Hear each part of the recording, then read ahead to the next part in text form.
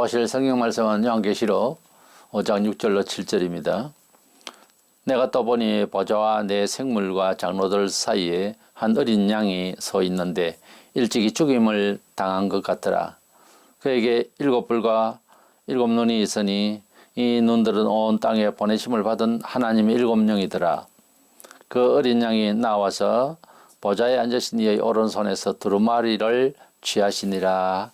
아멘. 세상을 지으신 분은 성부, 성자, 성령 삼위일체 하나님께서 지으셨습니다. 때문에 지으신 분이 이 세상을 사정을 잘 알게 되겠고, 또한 통치를 하시는 중에 있기 때문에 그 마지막을 아시고 계신 분입니다.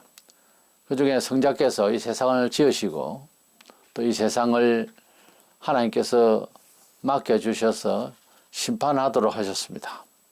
이래서 우리가 영어로 히스토리어 할 때 그 역사는 그분의 역사다, 이런 의미가 들어있다고 합니다. 때문에 이 세상의 시작과 그 과정에 대한 총괄을 하시는 분께서 마지막에 대한 예언의 말씀을 하실 분도 바로 예수님이시고 성자 하나님이 되실 것입니다. 이래서 이 말세에 대한 공부를 할 때에 말세의 역사의 주인공은 예수다 하는 점을 가지고서 말씀을 나누고자 합니다. 먼저는 예수님은 종말에 대한 계시를 제대로 말씀해 주실 수 있는 자격을 갖추신 분이고 그런 인격자이십니다. 과거로부터 지금까지 많은 사람들이 종말에 대한 예언을 하고 또 지구촌 마지막에 역사에 대해서 혹은 날짜에 대해서 예언을 하는 사람들이 많이 있습니다. 그러나 우주와 지구 이 전체를 만드시고 통괄하시는 분이 이 세상의 그 종말을 제대로 우리에게 정확하게 알게 하실 수 있는 것입니다. 주님은 이 세상을 야고보 1장에 보면 지으신 분이요. 그렇기 때문에 이 세상을 또한 하나님 아버지께서 맡기셨지만은 잘 아시니까 공의롭게 심판을 하실 수가 있는 것이죠. 보면 6절에 일찍이 죽임을 당한 것 같더라. 그에게 7뿔과 7눈이 있으니, 그런 말씀이 있습니다. 우리 예수님께서 십자가에 돌아가셔서 우리를 구원하신 것을 의미합니다. 일찍이 죽임을 당한 것 같더라. 십자가에서 우리 죄를 위하여 대속의 죽음을 죽으셨다고 말이에요. 7뿔과 7눈이 있더라. 7은 계시록상에도 다른 데도 그렇게 의미가 있습니다만 완전함을 뜻합니다. 그래서 7뿔과 7눈이라고 할 때 7뿔은 권위를 상징하고요. 7눈이라고 할 때는 영안을 말합니다. 그러나 7눈은 완전한 영을 말하고 완전한 지혜를 말하기도 합니다. 우리 예수님께서는 십자가에서 돌아가시고 또한 완전한 영광의 권세와 능력과 지혜를 가지고 계셨다 하는 점입니다. 완전한 영, 7영이라고 하는 것은 예수님께는 그 영이 완전한 지혜를 주셨다, 이렇게 보는 거죠. 우리가 하나님의 뜻을 잘 깨달으려면 꼭 예수님처럼 어떻게 보면 무능한 것 같고 어떻게 보면 지혜가 없는 듯이 십자가에서 밖에 돌아가셨는데, 그것은 하나님 아버지께서 주신 메시아의 사명이었습니다. 주님께서 권능이 완전하시기 때문에 십자가에서도 못을 박아도 내려오실 수가 있습니다. 그래서 내려오라고 또 미혹하는 사람도 있었어요. 그러나 주님은 아버지께서 원하시고 또 아버지께서 우리를 구원하시기 위한 작정이셨기 때문에 당신께서는 대속의 죽음을 받아야 하시는 운명이었습니다. 때문에 아버지의 뜻이 더 중요하지 내가 가지고 있는 능력이 중요한 것이 아니었습니다. 이래서 십자가에서 아버지 하나님이 명하시고 원하시는 뜻대로 우리를 위하여 희생의 제물이 되셨습니다. 그런데 그 제물 되시기까지의 예수님의 상은 4대 성인 중에 한 사람이니 이런저런 말을 할 만큼의 어떤 감화를 주고 세상에 도덕적인 또는 특별한 인생관을 던져준 그런 철학적인 입장에서 설명을 할 수 있지만 예수님은 다시 살아나셔서 부활의 영광을 보여주셨기 때문에 일반적인 사람에게 칭호를 붙일 수 있는 것은 성자가 아닙니다. 우리 예수님은 단순히 기아력한 분, 거룩한 분, 뭐 이런 형용사를 붙인다고 해서 완벽한 주님의 인격을 설명한 것이 아닙니다. 성자 예수 그리스도는 세상에서 짐작도 이해도 할 수 없는 부활의 몸이 되셨어요. 대입권 밖으로 올라가도 괜찮은 부활의 몸이 되셨고, 문을 닫아도 그냥 들어올 수 있는 몸이요, 먹어도 되고 안 먹어도 되는 영원한 영생의 몸이 되셨습니다. 이렇게 영생을 말씀하시고 생명을 말씀하신 분이 부활을 하신 것은 십자가에서 돌아가신 이후에 생긴 겁니다. 그래서 하나님의 뜻을 우리가 잘 알고 영적으로 우리 영혼이 밝아지고 하려면은 육신의 세상의 모든 것들이 죽어지고 희생이 되어지고 하나님 아버지 뜻대로 산다고 죽임을 당할 여러 가지의 우리 언행심사 그리고 물질 문화 여러 것들이 하나님의 뜻대로 바뀔 때에 많은 고통이 따릅니다. 어떤 경우는 직업상도 주일 성수를 위해서 또 하나님 더 잘 믿기 위해서 바꿀 때에 엄청난 출혈이 생기는 거예요. 그러고 난 뒤에 새롭게 깨어나는 영혼의 상태라고 하는 것은 그저 예수를 이용가치로만 생각하는 종교적인 교주로만 생각하는 사람들의 수준하고는 완전히 다른 삶을 영위할 수도 있고 경험할 수 있습니다. 우리 예수님께서 십자가에서 돌아가시고 부활하시지 않았다면은 우리 예수님에 대한 인식이 해도 되고 그만이고 안 해도 되는 그런 종교의 교주로 남았을 겁니다. 그러나 완전한 순종으로서 아버지의 뜻을 이루시고 나니까 부활의 영광을 보여주심으로써 온 세계를 2000년 동안 여러 어떤 교주와 영웅과 달리 부활의 몸에 대해서 수많은 사람들이 아직 불신자들은 의구심을 가지거나 불신하거나 그럴 뿐이지 정말 깨닫고 모든 면에 있어서 비평을 하거나 또는 비교 종교를 하거나 학문적으로나 여러 가지의 역사적인 근거에 의해서 또 기독교 2000년 역사 동안의 활동을 봐서 예수님은 부활하신 몸이다. 특별하신 그 부활하신 몸이다. 바로 그와 같은 몸을 우리에게 주시기를 하셨다 하는 차원에서 정치계 인재 사회문화 모든 면에 있어서 우리 예수님께서 특별하신 분으로 그분의 그 가르침이 지상에 계실 때에 사복음서에 그대로 육성이 담아 있습니다만 그 내용들이 일반적인 세상에서 합리적으로 이해할 수 있는 부분이 아닌 것으로 거의 충만해 있습니다. 그러나 그분이 부활하시고 나니까 생명에 관하여서 영생에 관하여서 우리는 수용할 수밖에 없는 상황이 된 거예요. 그래서 우리 예수님은 이 세상을 이제 지으셨고 또 이 세상을 심판하러 오실 만한 능력과 그리고 완전한 지혜와 지각과 그런 이해력을 갖고 계신 일곱 영을 가지신 성령을 가지시고 그 완전한 지혜를 가지신 분이다 하는 차원에서 주님은 종말 계시를 확실히 우리에게 말씀해 주실 수 있는 분이다 하는 겁니다. 차원과 격이 다릅니다. 이래서 이 세상에 어떤 사람이 지혜를 가지고도 이 세상의 미래에 대해서 예측하는 것은 완전하지를 않습니다. 그래서 우리 예수님께서 이 세상에 계실 때에 사도들에게 말씀하시고 전도를 하실 때에 그 매 순간마다 주시는 메시지가 본인의 어떤 사고로서 한 것이 아니고 하나님 아버지께서 계시하실 때마다 받아서 말씀하신다고 하셨습니다.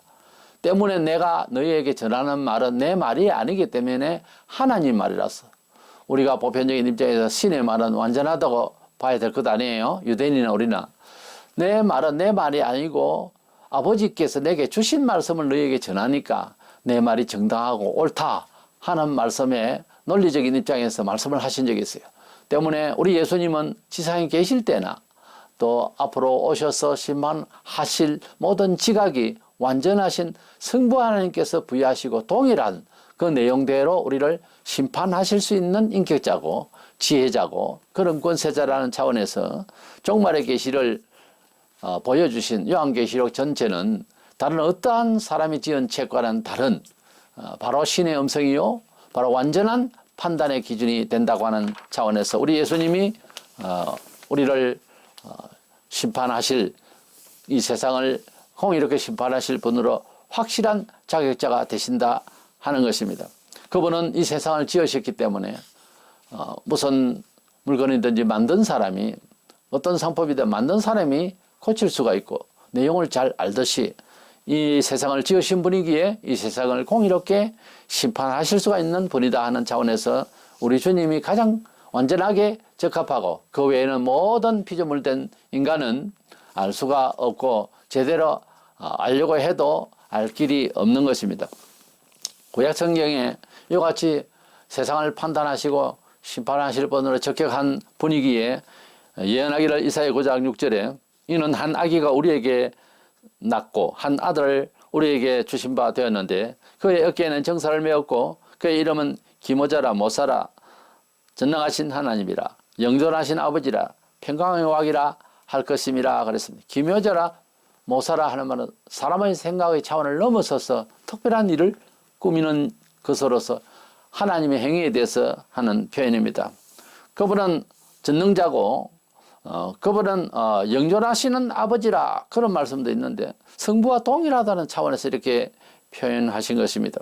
평강의 왕이라 이렇게 이사야를 통해서 구약의 여러 번의 450여 번의 메시아에 대해서 예언을 한 것 중에 예수님은 이렇게 완전한 자고 그리고 우리가 말하는 성부 하나님과 같은 분이고 그분은 성자 하나님으로서 완전한 지혜를, 완전한 능력을 가지고 우리에게 오실 것을 말씀하셨고 이 세상에 초림하셔서 탄생하셔서 베푸신 말씀과 행위가 그랬고 다음에 재림하실 때에도 그 능력과 그 지혜로 오실 것입니다. 이래서 우리 인간의 지혜를 넘어서 우리가 소위 말하는 세상 사람은 신이라고 생각 안 하지만 성경적으로 예수님은 성자 하나님이십니다. 완전하신 신이십니다. 그분이기 때문에 이 세상을 심판하실 수가 있다고 하는 차원에서 심판의 자격을 가지신 분이라는 겁니다. 두 번째로는 생각하는 것은 심판을 무엇보다 성부 하나님께서 예수님께 맡기셨습니다. 말씀을 하실 때나 무슨 일이나 간에 세상에 오신 일 자체도 아버지께서 보내셔서 왔다고 그랬고 임의로 오신 것이 아니라고 했습니다. 우리 인간적인 입장에서 볼 때에 세상에 뭐가 좋다고 와서 선생 노릇을 하기 위해서 아버지 품에 계신 분이 오시겠어요? 우리 생각이 그래요. 오실 생각이 없는데 아버지께서 우리를 너무나 사랑하셔서 그것도 아들을 더 사랑하셨겠죠. 그러나 우리 죄인을 사랑하셔서 아들을 희생시키기로 오랫동안 그렇게 작정을 하셨다가 내보내신 것이 약 2000년 전에 이 세상에 예수님이 오신 거죠. 예수님은 우리 죄를 위하여서 십자가에 못 박혀 희생이 되는 그 한 가지를 위해서 오셨습니다. 우리 예수님은 그렇게 아버지의 하나님의 뜻대로 하셨더니 심판을 또한 맡기셨다 그래서요. 정신적으로는 이 세상에 오셔서 복음 전파의 내용을 자세히 사복음서를 보면 세상을 사실은 심판하고 계십니다. 우리가 무슨 구원을 한다고 할 때는 틀리고 잘못된 것을 우선 고치는 일입니다. 어떤 차원에서는 고쳐 쓰겠다는 것이지 없이 하겠다는 건 아니죠. 우리 예수님께서 오셔서 하신 말씀 신구약에 다 그렇습니다만은 성경 신구약을 단 한 단어로 말 줄인다면은 인간에 대한 책망이에요. 책망을 한다고 하는 것은 더 좋게 또 원래대로 돌이킨다는 거거든요. 우리 예수님께서 그저 사랑의 언어로만 말씀하신 것으로 오해들 하는데 성경을 보면은 거의 90%가 책망이에요. 말씀은 가만히 듣고 보면 내가 잘못됐고 나는 죄인이고 거룩하지 못하다는 뜻의 말씀들이지 그것을 우회해서 말씀하시기도 하고 한 것이지 우리가 우리 사는 데 대해서 도움을 주겠다는 그런 그런 문화적인 입장에서 이제 덕담을 주시고 철학을 말씀하신 분이 아닙니다. 우리 예수님은 하나님 아버지로부터 이 세상을 마지막에 심판하실 또한 권세를 위임하셨어요. 요한복음 5장 22절에 아버지께서 아무도 심판하지 아니하시고 심판을 다 아들에게 맡기셨으니 그랬습니다. 요한 8장 26절에 내가 너희에게 대하여 말하고 판단할 것이 많으나 나를 보내신 이가 참되심에 내가 그에게 들은 그것을 세상에 말하노라 하시되 그랬어요. 우리 주님께서 이 세상에서 복음 전파를 하실 때에 들은 바 아버지 말씀을 전파했다고 그랬습니다. 우리는 하나님 아버지를 완전하다 참되다 할 거예요. 누구나 신은. 그러니까 그 말씀을 전하신 분이고 그 말씀대로 심판하실 분이니 참되신 심판을 하실 자가 예수님이라고 말해요. 그래서 말씀을 이제 육을 입고 오신 우리 예수님, 또 메시지를 나눌 때에도 아버지께 주신 말씀을 하시던 예수님. 그래서 우리 예수님은 말씀의 본체시고 또한 말씀이 육신으로 화요강생하신 분이었고 또 말씀으로 심판하러 오실 분입니다. 우리가 언어적인 입장에서 매체로서의 헬라적 이름으로 로고스란 말이 하나의 뜻, 사상, 전달체로 말을 하지만은 성경적으로는 그 말씀이 인격체로 말씀하고 있습니다. 태초에 말씀이 계시니라. 이 말씀이 하나님과 함께 계셨으니 이 말씀이 곧 하나님이시니라. 요한복음 1장 1절에 그 말씀이 14절에는 육신을 입고 오신 분이 예수님이다 했습니다. 말씀은 완전한 신이요, 완전한 지각이요, 완전한 지혜요, 공의로운 판단의 말씀입니다. 그리고 생명의 또한 말씀입니다. 이 말씀을 옷 입은 분이 예수님이기 때문에 틀림없이 심판을 맡기신 분이 맞는 겁니다. 그래서 그분이 이 세상에 오실 때에는 우리가 오해가 되고 우리가 계속 배워야 알고 하는 것들을 단방에 다 이해시켜서 공의롭게 판단을 해 주실 수 있는 분이다 이거예요. 그런 지혜를 가지신 분이고 그런 지혜의 본체가 되시기 때문에 완벽하게 우리가 아쉽지 않게 자상하게 심판해 주실 분이다 그 말이에요. 우리가 기독교 2000년 역사 동안 흘러온 여러 가지 정신과 물질 문화에 반영한 일들을 보면 임상적으로도 가장 탁월하고 잘 그저 개량하고 아주 정돈하고 아주 창의적으로 발전시킨 것이 기독교 문화만 한 그런 정교나 사상이 잘 없어요. 그래서 그것을 볼 때에 우리 예수님이 오셔서 이 세상을 심판하실 때에 그만큼 완벽하고 최고의 선으로 공의로 심판하실 수가 있다는 것을 우리가 가정할 수가 있습니다. 세상 2000년 동안 역사 가운데 기독교 하나님 말씀의 영향권에서 이루어놓은 일들을 보면은 불신자들도 긍정할 수밖에 없는 영광을 드러냈습니다. 그런 영광스러운 지각이 예수님께 충만하기 때문에 그분이 오셔서 세상을 심판하실 때 우리가 더 이상 더도 말고 완벽하게 그리고 우리에게 비록 죄인들도 심판을 받아서 멸망을 받겠지만은 그것마저도 불만할 수 없는 지경에 알아듣도록 확실하게 아쉽지 않게 심판한다고 말해요.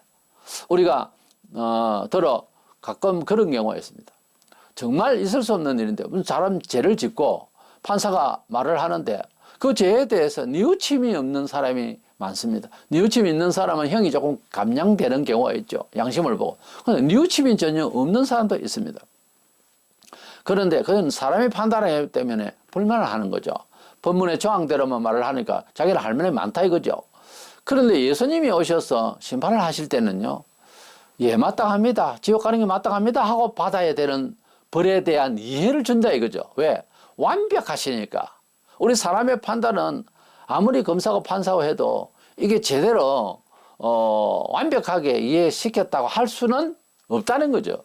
그냥 우리가 보편적으로 사회 윤리적인 입장에서 참 그만한 죄인이다 이렇게 인정할 뿐이지 좀 더 깊이 들어가지는 못하다는 거죠. 때문에 우리 사람이 정말로 형벌 받을 것 같으면 세상의 법정보다 더 무서운 판단의 법이 하나님께 있습니다.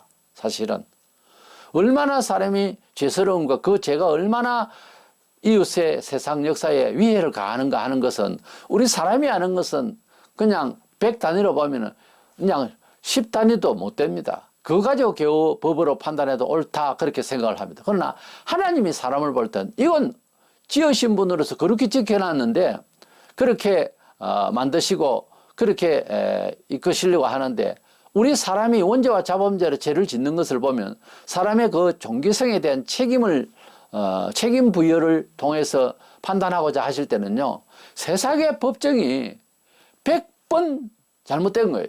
엄청난 죄를 지었고 엄청난 죄에 대한 그런 형벌을 가해야 되는데 감옥에 몇 년이 아니고 지옥에 영원히 보내버려요. 그러니까 죄를 아시는 분도 하나님이 완전히 아시고요.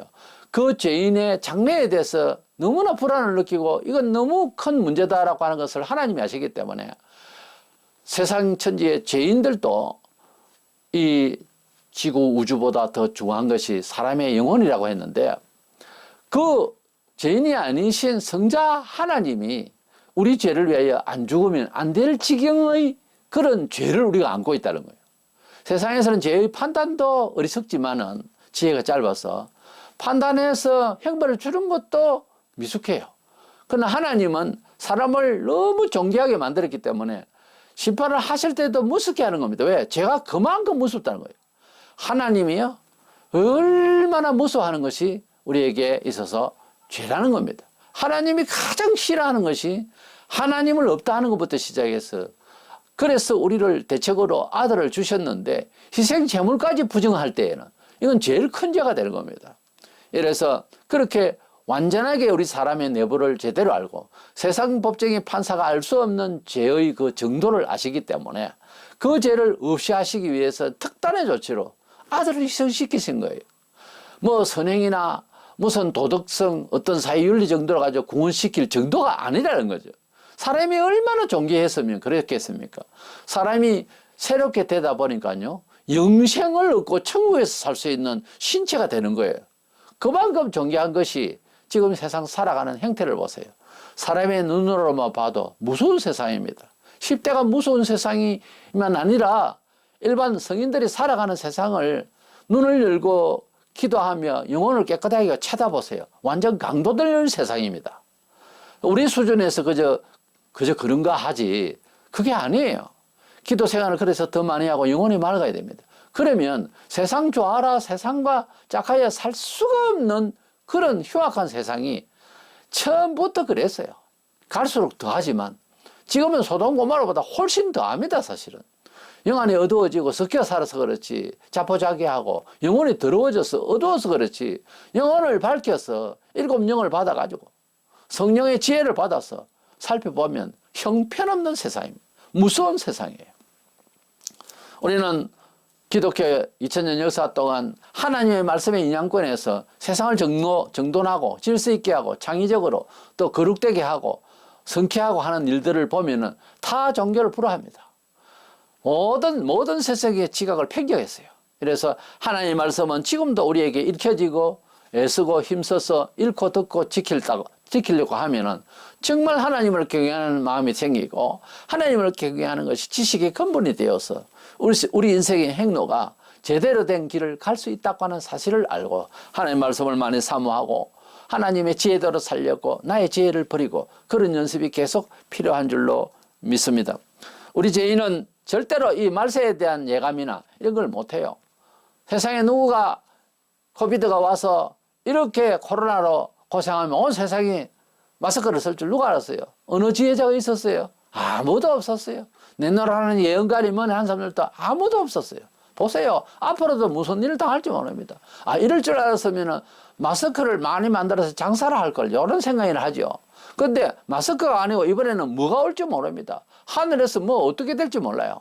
미래를 모릅니다. 사람이 뭘 많이 아는 것 같아도 정말 문제 많지 말다가 가는 거예요. 하나님께서 알고 계신 지혜는 우리는 도저히 상상할 수가 없다고 알 수가 없다고 바울이 대단한 학자였습니다. 대단한 철학가였고 상당히 심도 있는 사람이고 지각이 넘치는 사람이었어요. 그러나 하나님 앞에 서니까 아무것도 아니라는 거예요. 그 깊은 하나님의 뜻을 알 수가 없다는 거예요. 그러니 그런 굴복하고 남은 생애를 30대 초에 부름받아서 60대까지 뛰며 그렇게 매맞으며 그렇게 애태우며 잠 못 자며 완전히 청춘을 바쳤던 사도 바울이죠. 본문 7절에 그 어린 양이 나와서 보좌에 앉으신 이의 오른손에서 두루마리를 취하시니라. 하나님의 계시의 말씀 성부 하나님부터 그 계시의 예언의 말씀을 받으시더라는 거예요. 얼마나 능력이 있으시고 얼마나 완전하셨으면 성부 하나님 앞에 나가서 구약 성경에요 하나님을 보고 싶어하는 그런 충동한 사람이 좀 있죠. 그런데 영성이 깊은 모세가 그런 생각을 했을 때에 정면을 못 보고 등을 봤다는 정도로 말씀이 나옵니다. 우리가 하나님을 보여달라고 하지만은 자격으로 그게 안 됩니다. 그리고 강심장이라도 안 돼요. 딱 쳐다보면은 그냥 죽습니다. 잘못하면. 예수를 잡은 병사가 예수가 누구냐? 내다. 그러니까 그 자리에서 팍 쓰러졌어요. 쳐다보면 권세를 부리면 죽어요. 그러니까 죄인이 함부로 볼 수가 없어. 우리 세상의 정서상 그렇잖아요. 정말 만나 뵙고 싶은 귀한 존경스럽고 정말 인격이 고귀한 그런 소문난 어른을 찾아뵈려고 하면 어렵습니다. 근데 어떻게 그분을 뵐 수 있는 기회가 오면 그 자리에서 그냥 큰절을 하고 싶죠. 마찬가지입니다. 우리가 예수님이 오실 때에 회개에서 제가 청산되지 아니하고 하나님이 내가 너를 용서한다는 그런 마음에 흡족한 회개의 은혜, 새로운 은혜를 못 받은 사람은 재림하실 때 교인이라도 떨릴 거예요. 두렵다고. 예수님이 하나님 앞에서 하나님의 예언의 말씀을 오른손으로 그 두루마리를 받으시는 것은 이것은 자격의 문제입니다. 이것은 아무나 소만 있으면 내밀면 주시고 또 받아올 수 있는 그런 것이 아니에요. 바로 이 세상을 심판하실 그 내용에 대한 말씀을 받아오시고 보여주실 분은 성자 하나님이시기 때문에 그렇다는 거예요. 그것을 그분의 어떤 인격적인 행위로 보자면은 하나님 아버지의 마지막 번째 요구, 십자가의 처형입니다. 그분은 안 죽으실 수 있는 능력을 가지신 분이셨지만은 우리 죄를 위하여 아버지께 순종을 한 거예요. 지금도 하나님 말씀을 부모보다 형제보다 세상의 어떤 선생보다 하나님 아버지의 말씀을 순종하며 십자가의 고통을 받으며 핍박을 받으며 통과하는 사람은요, 하나님 아버지께서 계시하실 만한, 하나님 아버지께서 보여주실 만한 그런 영적인 역사 이해를 받아내는 겁니다. 항상 고난 뒤에 알아요. 그러니까 예수님께서 그런 자격을 가지신 분이죠. 성부 하나님께 이제 오른손으로 권능 있게 힘 있게 하나님의 말씀을 권세를 주어졌어. 그래서 받아서 우리에게 주셨다 하는 그런 내용이에요. 이래서 우리 성경은 사실은 종교적인 도덕서나 무슨 종교서는 경이다 뭐 어떻다 하는데, 근데 성경은 어떻게 보면 역사의식적으로 보면은 참 역사책이에요. 완벽하게 이대로 살면 그대로 되고 언약대로 되고 그대로 말씀대로 심판을 할 거예요. 그러니까 성경은 일반 종교서적이나 또는 역사서나 무슨 이런 책으로 볼 생각을 아예 마세요. 이 책은 이대로 됩니다. 이대로 되게 돼 있어요. 그만큼 권세와 지혜가 완벽한 책입니다. 때문에 성경을 읽고 들을 때마다 볼 때마다 정말 경이롭게 생각하면서 읽을 수 있고 눈을 좀 크게 떠서 마음에 정말 흥분을 가지고 긴장을 가지고 그렇게 읽어 나가는 거예요. 원래 성경을 탁 펼칠 때는요, 그냥 버쩍거리는 검을 보듯이, 검이 그렇게 필요한 사람에게 말이죠, 진주를 보듯이 탁 열면 구절을 이렇게 보면서 손을 짚어가면서 애독을 하고 경외심을 가지고 읽는 거예요. 그렇게 읽으면 성경의 맛이 달라집니다. 성경이 가지고 있는 권세와 완전한 지혜의 빛이 보일 거예요. 근데 이것을 그냥 예사로 그냥 훑어서 보고 본문 파악한답시고 국문학적으로 읽고 이러면 안 돼요. 그러는 게 아니에요. 성경은 무슨 안에 고고학적으로 또는 무슨 의휘를 살펴서 주석적으로 그런다고 해서 성경의 본질적인 내용이 내 가슴에 들어온 것은 아닙니다. 보존은 되지만은 결국은 경외심과 경건한 마음으로 성경을 하나님의 음성처럼 그렇게 엎드려서 그렇게 듣고 그렇게 경외심을 가지고 읽는 것이지, 이 성경을 그냥 책 읽듯이 읽어서는 안 됩니다. 효과가 없어요.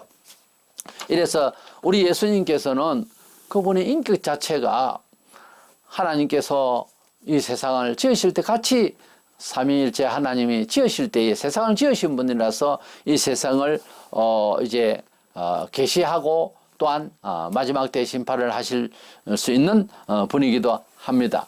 그분은 영적으로 완전한 영을 가지신 분이고 우리 사람에게 이식시키기 위해서라도 우리가 경험해 볼 때 십자가를 지는 마음으로 핍박 후에 영안이 밝아지듯이 우리 주님은 십자가에서 도무지 죽으실 수 없는 분이 우리 죄를 위하여 돌아가시고 나니 성부 하나님의 마지막 번째 최고 큰 순종의 제목인 목숨을 바치기까지 하시니 영안이 완전하게 열려서 이렇게 이 세상을 이해하실 수가 있다라고 하는 측면으로 볼 수도 있는 겁니다. 그러나 원래 완전하신 분이에요. 그래서 우리가 고난을 격려하고 난뒤 영안에 밝아지는데 하물며 주님은 목숨을 버리셨고 부활하셨으니 완전하죠. 인간이란 무엇이냐를 정말 설명하실 수 있는 분이죠. 또한 성부 하나님께서 말씀을 생시에도 이 세상에 계실 때에도 주셨지만은 주신 말씀을 하셨지만은 이제 재림하실 때에 하나님 아버지께서 주시는 말씀대로 이제 세상을 심판하도록 자격을 부여하였으니 심판을 다 아들에게 맡기셨다고 말씀하셨으니 완전한 하나님의 심판이 될 것입니다. 아쉽지 않은 심판을 주실 것입니다. 이래서 우리는 우리 말세에 대한 공부를 하거나 세상에서 무슨 책을 듣거나 보거나 무슨 이야기를 들을 때에는 참고만 할 뿐이지 결코 그것은 끝까지 갈 수가 없어요. 그 참고가. 결국 세상의 모든 서적과 사람들의 견해는 예수께로 가는 데 일조만 하면 최고 잘하는 겁니다. 예수님께서 말씀하신 이 예언의 말씀, 심판의 말씀에 자세하게 이해를 해서 다가올 미래에 대한 준비를 하는 마음을 단단히 가지면 지금 이 세상을 살아가는데도 넉넉히 이기고 남을 것입니다. 때문에 계시록을 공부하면 우리가 이 세상의 환난을 다 통과하고 넉넉히 우리가 성공할 수 있고 승리할 수 있는 그런 지혜를 주신다는 차원에서 이 계시의 말씀을 많이 사모하고 잘 들으셔서 깨달아서 우리 삶의 큰 힘의 원동력이 되기를 주의 이름으로 축원합니다.